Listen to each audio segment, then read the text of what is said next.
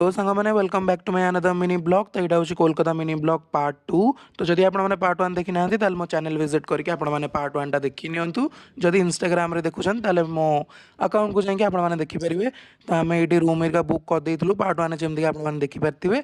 तो यहाँ आम एबे जाउथलु लंच करबा पई देखि पारथिबे भाई बहुत ही जाम रोचे एरियाटा। किंतु न्यू टाउन एरियाटा बहुत ही पूरा पीसफुल एंड टिके फांका रास्ता।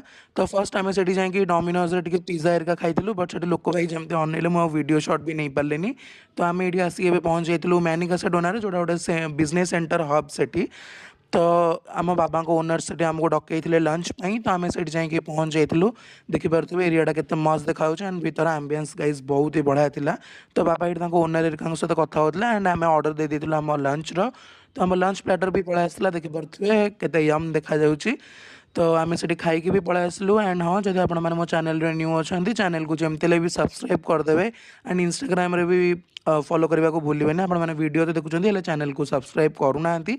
तो प्लीज़ करदे एंड यहाँ हूँ ताज होटल में भी जब मो लोकेशन भूल न कहूँ तो यहाँ हूँ इको पार्क पूरा area and eco park mini ब्लॉगटे आपको नेक्स्ट पार्ट देखा मिल। तो स्टे ट्यून गाइज एंड देखिए केते बड़ एरिया भाई ये मिनी ताजमहल भी था आम से भी देखिलु। तो yes that's it for today. I hope आपण मानक मिनी ब्लॉग टी बहुत ही पसंद आसथिबो। केमती कौन लगे आपण मैंने मत कमेंट सेक्शन में जमती जनइबे। तो रोची जय जगन्नाथ एंड बाय बाय।